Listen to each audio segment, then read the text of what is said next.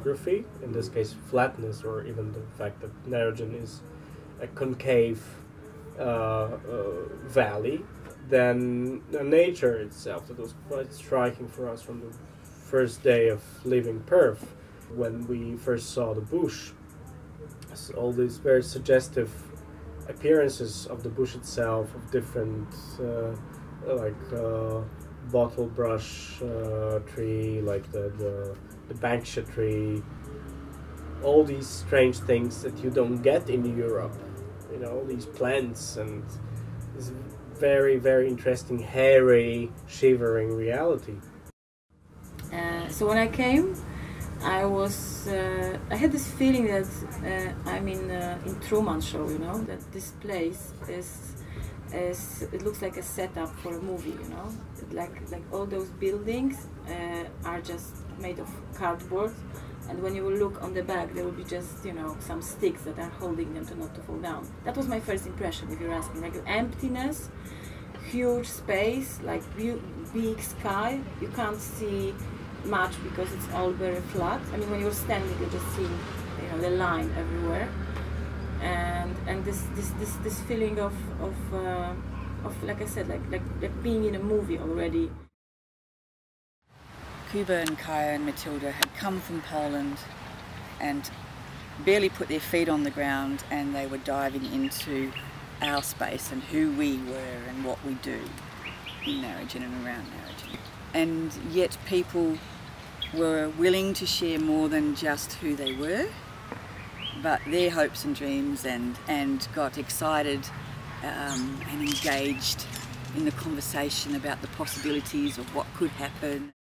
People really who, from my point of view, had never really considered being involved in the arts, were immediately engaged by, I have to say, the personalities of the three people.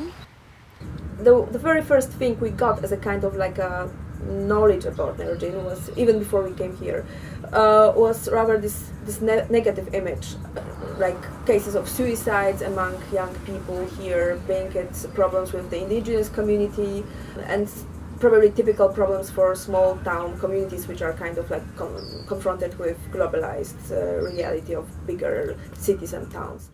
The problem is that, you know, in many cases dealing with conflicts, you deal with things that are nicely swept under the rug, so it's not very easy to get to even talk about it.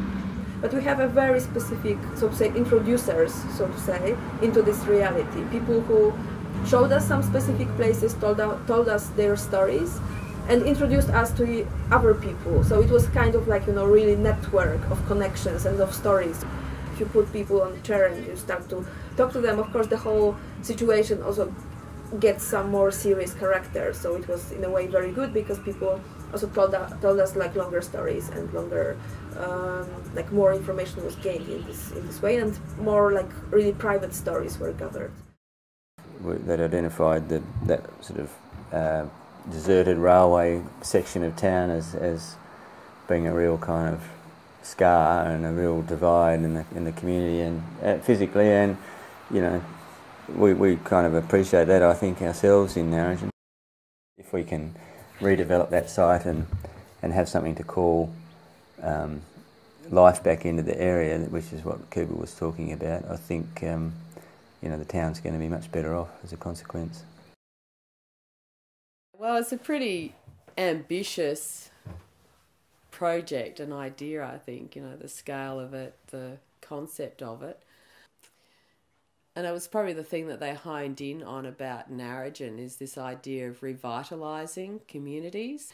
And they started thinking about, looking at the town like literally and figuratively from this big picture point of view, which is very hard to do, because there's actually sort of nowhere to actually look at Narrogin and get a big picture of it.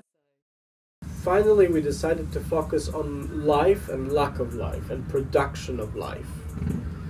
So the tower as a moving interactive object has to relate to the fact that there's a dead post-industrial railway related zone, and we want people to come there, as it was the case 30 years ago and start using the space, start using the railway station, start using the space in general. And so therefore to produce a toy, because a tower is in fact a giant toy, that responds to people's appearance by the set of movement sensors, and by moving itself, sort of greeting people who come.